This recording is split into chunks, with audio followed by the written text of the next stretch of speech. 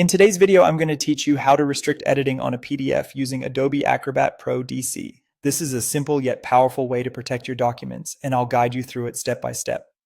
Firstly, open your Adobe Acrobat Pro DC application. Make sure you have the full version, not just the reader, as you'll need the full capabilities to apply these restrictions. Once your Acrobat Pro DC is active, go ahead and open the document you wish to protect. Next, it's time to navigate to the Protect or Security settings within Acrobat. Depending on which version you have, you'll find this by clicking on Tools and then Protect. Some versions might require a few more clicks, such as Tools, Protect, then Encrypt, and finally Encrypt with Password. If you don't see the Protect option, don't worry.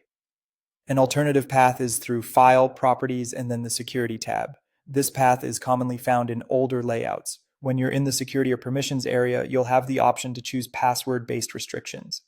In most interfaces, this will be labeled as require a password to adjust permissions in editing, or something similar, like restrict editing or protect using password. This step is crucial because you'll typically encounter two types of passwords here, a permissions password and a document open password. If your goal is simply to restrict editing, focus on setting the permissions password. Now, you'll want to specify exactly what actions are allowed under permission settings. You can dictate whether printing is allowed at all, and if so, at what resolution, none, low, or high. When it comes to editing, the range covers none at all to only inserting, deleting, or rotating pages, to allowing comments, filling forms, or signing.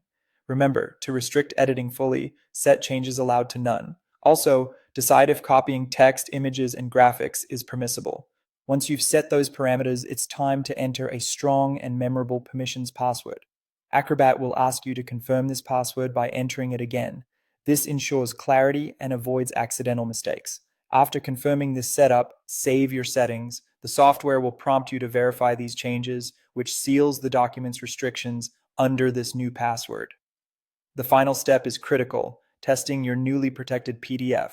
Just save the document and then reopen it. Whether you do this or have someone else test, it's vital to ensure the permissions are correctly in place by attempting some of the restricted actions. You should be prompted for the password for any actions you've chosen to restrict. To wrap up, a few advanced considerations may be helpful. Recognize that these restrictions do not prevent viewing, merely editing and copying. So always test your documents, especially if fonts and the appearance could affect the workflow. And remember, should you need to enable other permissions, you can always modify or remove these restrictions by using the permissions password to access security settings once more. And that's it. If you found this tutorial helpful, don't forget to like this video and subscribe to my channel for more Adobe Acrobat tips and tutorials.